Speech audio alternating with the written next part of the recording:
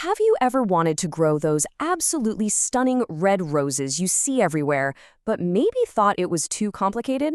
Well, today we're going to break down a super simple, eco-friendly method that's actually tailored specifically for the beautiful climate in Durban. It's called the Durban Rose Method.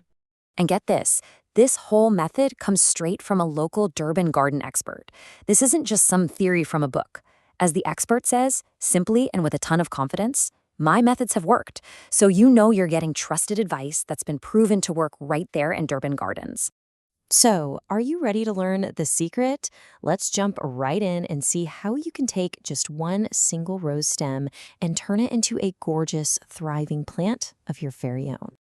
All right, let's start with part one, the spark of life. This is where the magic begins, you know? It's all about creating the potential for a whole new plant from just a simple cutting. The process itself is incredibly easy. First things first, you've got to propagate your stem. Just pick out a healthy, strong-looking red rose stem. Then, grab a reusable plastic bottle, pop the stem inside, and fill it up with some clean water. That's it. Now here is a really vital tip. You have to keep that water fresh. The second it starts to look a little cloudy or dirty, swap it out for fresh water. This one little step is what stops the stem from rotting and really encourages those new roots to start growing. And that brings us to part two, the patient wait. You know, like pretty much anything worthwhile in a garden, this next part just takes a little bit of patience. So how long are we talking? Well, you're looking at about 2 to 4 weeks. Just keep an eye on that stem, because before you know it, you're going to see the first super exciting signs of life, these tiny little white roots starting to sprout.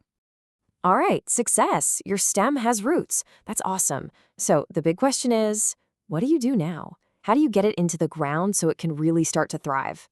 Okay, now we're on to part three, preparing the perfect home. Now that we've got roots, it's time to create the absolute perfect environment for your new little plant to grow up big and strong. And the secret weapon for this stage? Homemade veggie compost. Seriously, it's this amazing nutrient-packed soil booster that you can make right from your own kitchen scraps. Think of it as the ultimate eco-friendly fuel for your rose. You're reducing waste and feeding your plant at the same time. It's a win-win. And the planting part? Oh, it's wonderfully straightforward. First, you just dig a little hole in your garden. Next, put a good, generous layer of that amazing compost right at the bottom. Then, super gently, place your rooted stem inside and just cover it all up with soil. Here's a key detail you'll want to remember. When you dig that hole, try to aim for a depth of about 10 centimeters. So why that specific number? Well, it gives those delicate new roots plenty of space to really stretch out and build a strong foundation for the plant. Okay, once your rose is snug in the ground, we get into part four, the daily ritual. This is the stage where consistent care is absolutely everything. So what's the magic number for your daily care routine? It's 3. Yep, for the first few weeks, you're going to want to water your new rose 3 times a day. This just helps it get settled into its new home. And trust me, this isn't just a casual suggestion, it's absolutely crucial. Watering it consistently 3 times a day, especially during those first critical weeks, is what really helps those new roots take hold and start pulling all those great nutrients from the soil. After all of that patience and all that care, we finally get to the best part. Part 5, the reward. This is what it has all been for. So let's just look back at this whole journey. It starts with about 2 to 4 weeks for the roots to even form in the bottle.